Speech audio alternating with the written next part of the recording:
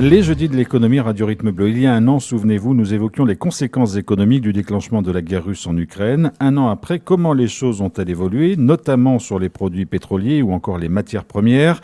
L'inflation que connaissent de nombreux pays est-elle liée à ce conflit? Les sanctions européennes contre Moscou produisent-elles des effets? Nous allons revenir donc sur ces questions avec deux des invités qui étaient là il y a un an dans cette émission. Franck Willems, le directeur d'ExxonMobil en Calédonie, et Zoltan Kahn du cabinet Kahn et Associés. Bonjour à tous les deux. Bonjour. Merci d'être revenu sur ce plateau pour faire un point un an après sur les conséquences économiques de ce conflit. On va s'intéresser d'abord, si vous le voulez bien, à la question du pétrole, puisque c'est l'un des points qui avait été immédiatement ciblé comme très très évolutif. Franck Willems en était très inquiet évidemment il y a un an sur les conséquences, sachant que la Russie est un producteur important de pétrole et de gaz. Quel bilan vous dressez un an après? Est-ce que la situation économique est stabilisée? Est-ce que les marchés se sont réorganisés de façon durable? Ou est-ce qu'on est encore dans des choses très très mouvantes et très instables? Oui, le marché est encore très très volatile. De manière générale, le marché des carburants et le pétrole de manière générale est un marché relativement volatile. Et depuis un an, c'est vrai qu'on a vu qu'il y a eu des sanctions qui ont été imposées à la Russie. Et ça a eu un impact direct, bien évidemment, sur les marchés pétroliers, parce que, vous l'avez rappelé, Jean-François, la Russie est le troisième producteur exportateur de pétrole au monde. Donc, bien évidemment, quand on leur dit de ne plus vendre de pétrole, ça joue directement sur la confiance du marché et ça crée un déséquilibre entre l'offre et la demande. Donc, depuis un an, les marchés ont été un petit peu bouleversés. L'Europe en particulier, qui consomme du carburant, et pour grande partie du carburant et des pétroles qui viennent de Russie, a dû trouver des nouvelles sources d'approvisionnement. Et donc, ils sont allés chercher du pétrole aux États-Unis et aussi en Arabie Saoudite. Donc, c'est toujours un marché très volatile. L'équilibre n'est toujours pas retrouvé. La confiance n'est toujours pas retrouvée non plus. Donc c'est encore pour ça qu'on voit des fluctuations au niveau du prix sur le marché du carburant. La Russie ne peut plus vendre de pétrole et de gaz à l'Europe, mais elle continue à en vendre à d'autres pays.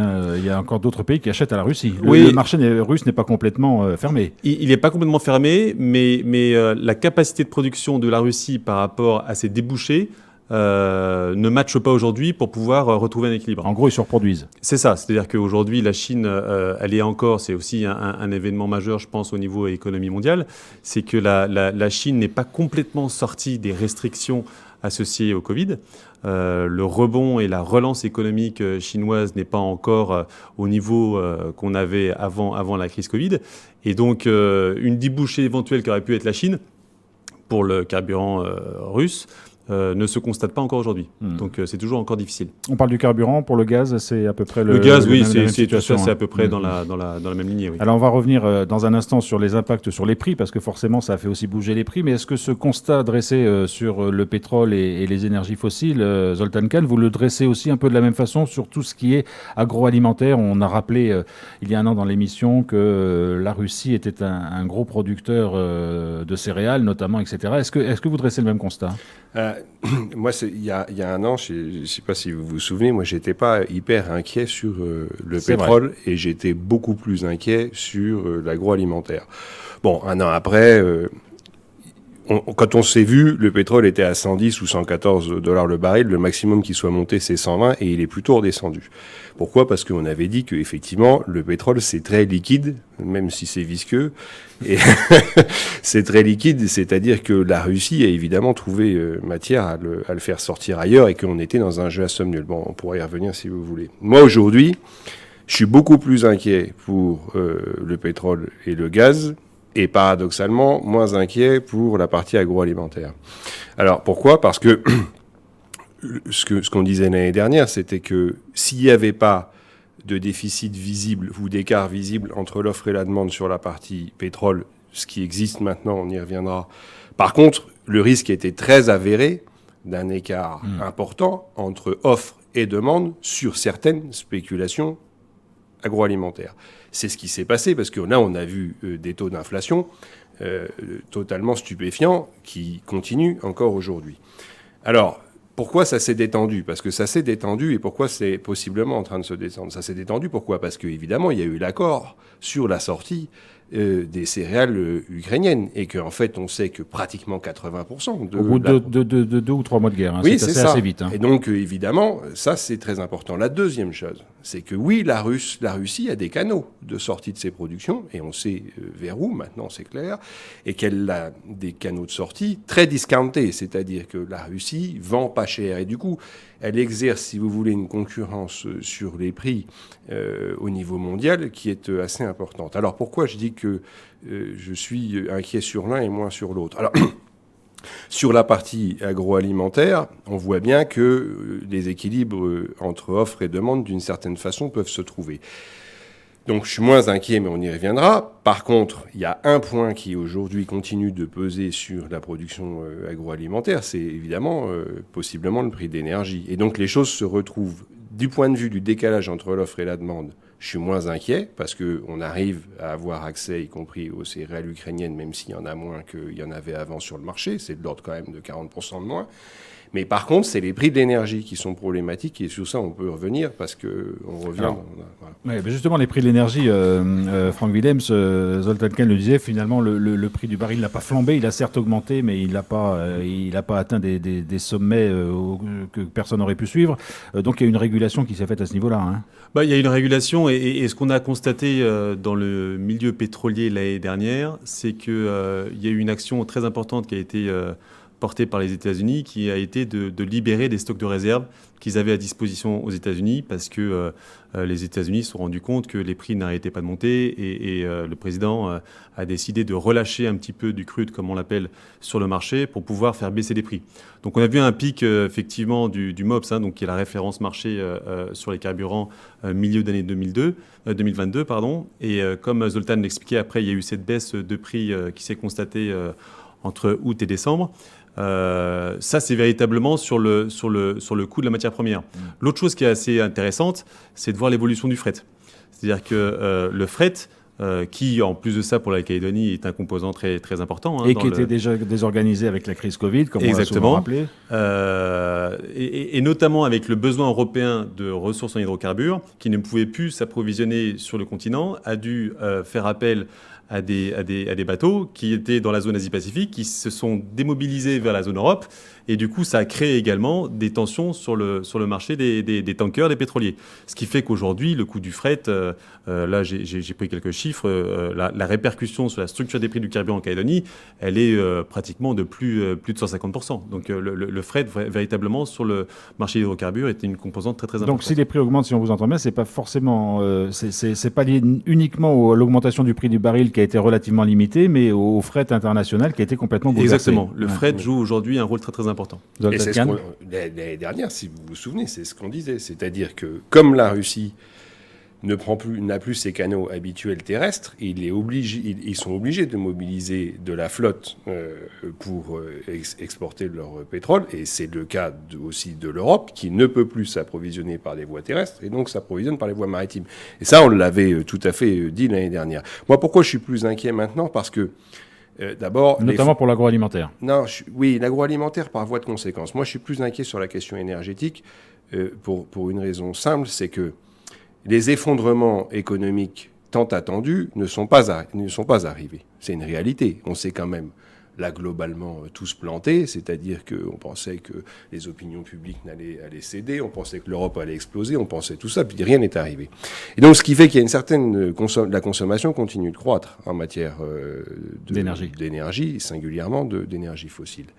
Là où on a un problème, c'est que c'est la disponibilité de la ressource. C'est-à-dire, on est en train de rentrer dans le problème de la disponibilité du pétrole à bas prix. Il y a du pétrole qui est de plus en plus cher à produire.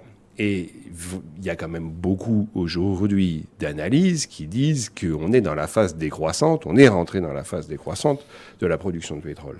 Donc là, on est en train de rentrer structurellement, si vous voulez, au-delà de la question de la crise ukrainienne. Oui. On est en train de rentrer dans ce qui avait quand même, Franck, démarré depuis 2021 et la sortie du Covid, c'est-à-dire une hausse assez structurelle des prix de l'énergie, par-delà la question ukrainienne.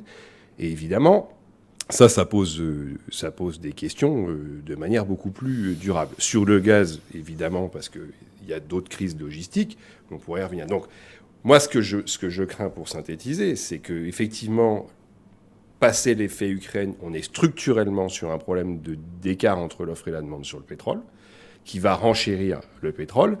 Si on est capable de produire en matière agricole ce qu'on consomme parce qu'on progresse, parce qu'on ouvre des terres, parce que aussi, figurez-vous, le réchauffement climatique permet de mettre en culture des terres qui étaient impropres avant, on est conditionné à une inconnue, et c'est pour ça que moi je ne donnerai pas d'avis définitif sur la question agricole. Aujourd'hui, c'est baissier, mais c'est le prix des engrais qui pose un problème qui, lui, émane du prix de l'énergie.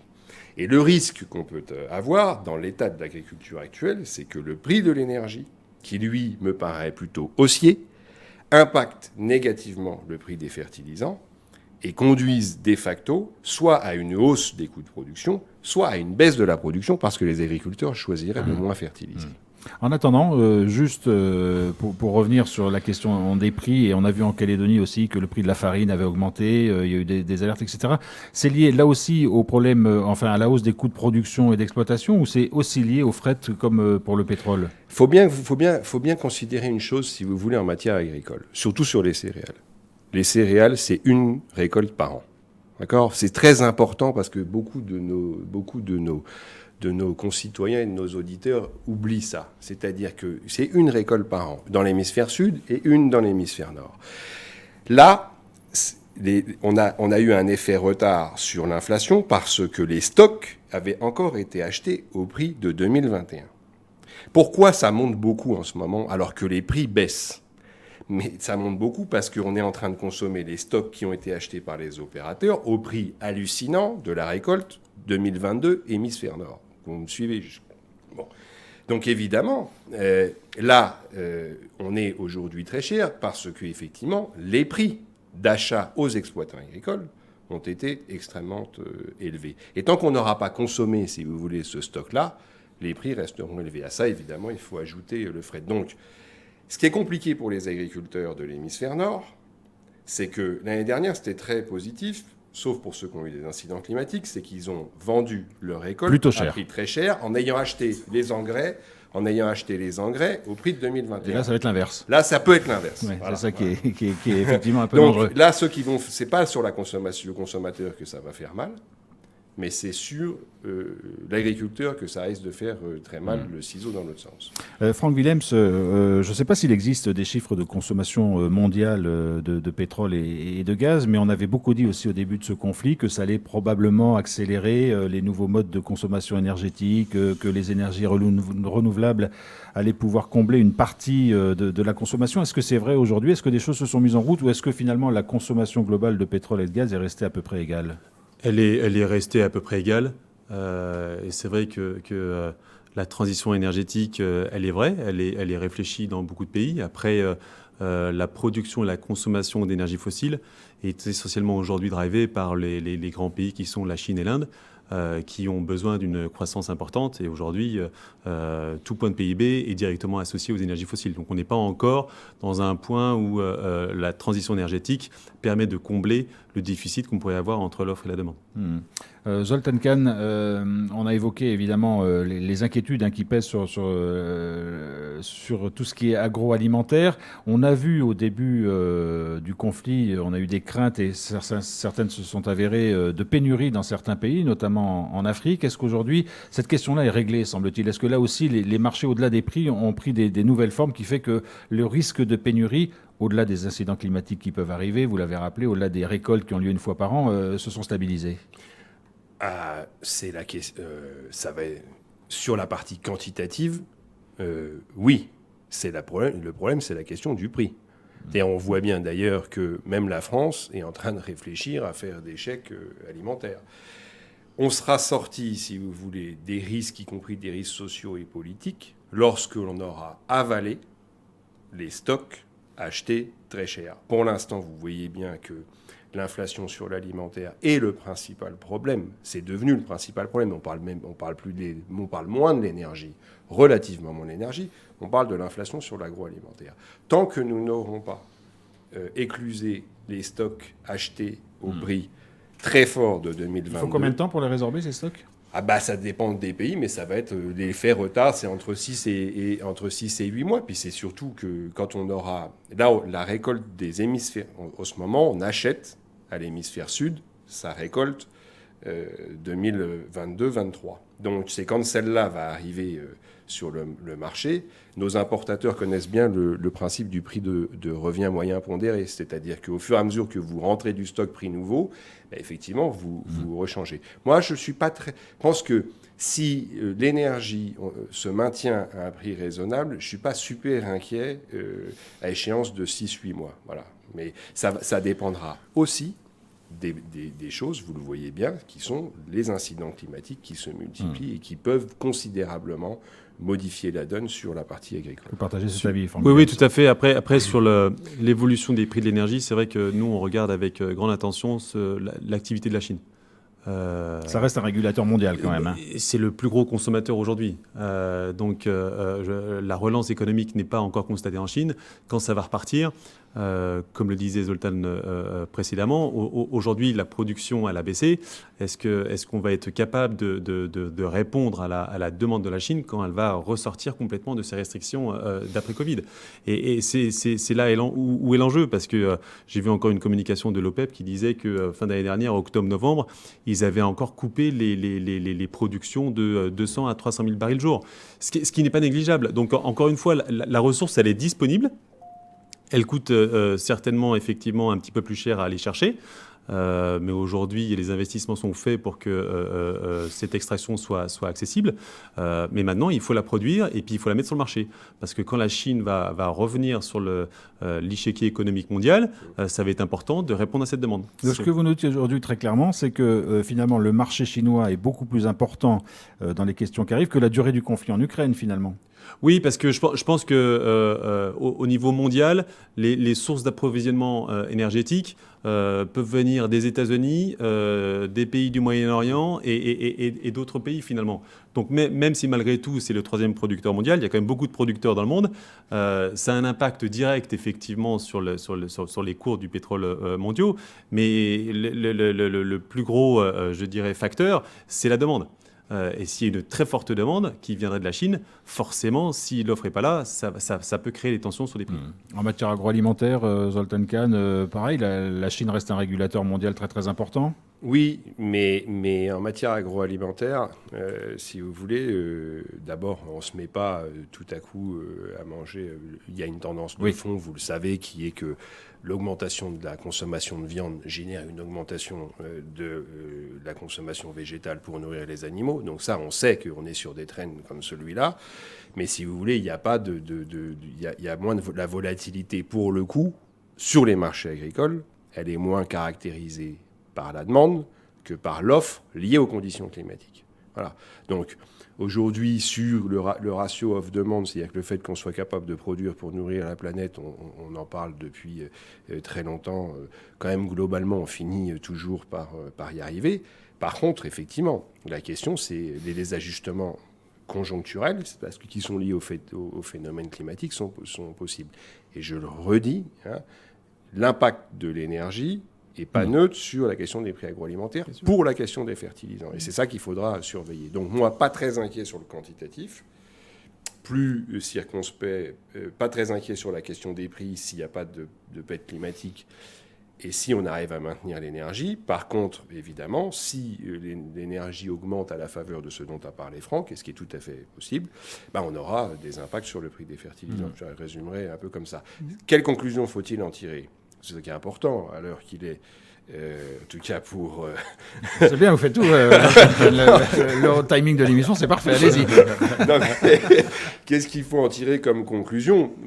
C'est que oui, il y a des désajustements structurels qui vont arriver sur l'énergie. Il faut qu'on continue à produire notre énergie au maximum. Et puis, il y a des risques de volatilité sur le marché de l'approvisionnement agroalimentaire. Bon, voilà, faut se rendre résilient sur ça. C'est pas très...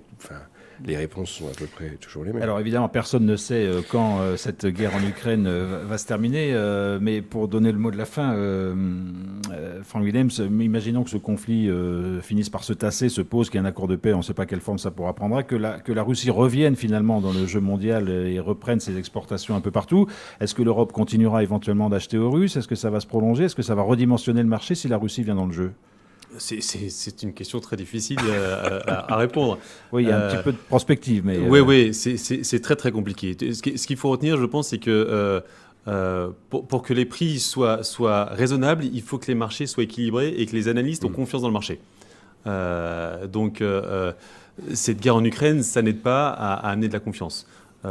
Et si elle s'arrête demain, il faudra du temps de toute façon pour que les équilibres se remettent en place au niveau des approvisionnements, au niveau du fret, au niveau de la production. Donc tout ça, ça peut malgré tout prendre un petit peu de temps. Merci à tous les deux d'être venus nous éclairer dans ce jeudi de l'économie sur les conséquences économiques, notamment en termes de matières premières, sur les 1 an de cette guerre en Ukraine, puisque c'était le 24 février dernier que les troupes russes avaient entamé